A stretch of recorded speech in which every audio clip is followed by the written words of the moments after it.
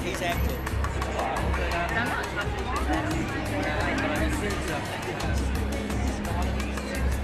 Ann Nelson has received a Livingston Award for her journalism and a Guggenheim Fellowship for her historical research. A graduate of Yale University. She's taught at Columbia University for over 2 decades. She's a member of the Council on Foreign Relations and the New York Council on the Humanities. She's a native of Oklahoma, which we may talk about, and now lives in New York City. And her book that we're here to discuss today is Shadow Network, Media, Money, and the Secret Hub of the Radical Right. The Council for National Policy, Kellyanne Conway is a member, Steve Bannon is a member, and then I went through the members of Trump's Evangelical Advisory Council. About a third of the members of that council are members. The influence is quite striking.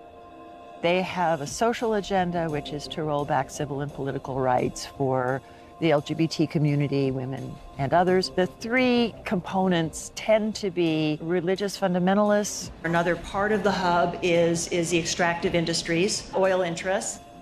And the 3rd component are political operatives who've been trying to push the Republican Party to the right since the Nixon administration.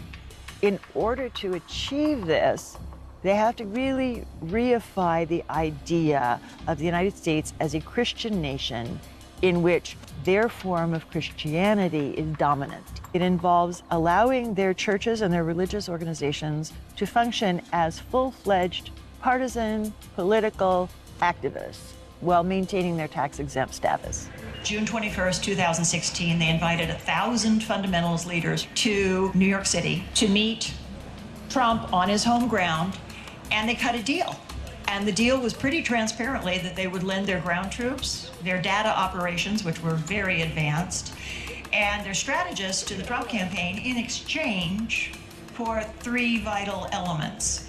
One was allowing them to fully participate in the selection of federal judges. One was an evangelical council that was dominated by members of the Council for National Policy.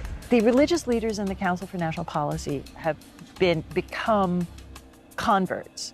Many of them were never Trumpers before June 2016, and they decided that Trump, if he was not a man of God, could be an instrument of God. They call him Cyrus after the Persian king who helped restore the Jews to Jerusalem. And Cyrus was not a man of God, he was an instrument of God. Their theorists will say outright that the American government is slated for destruction.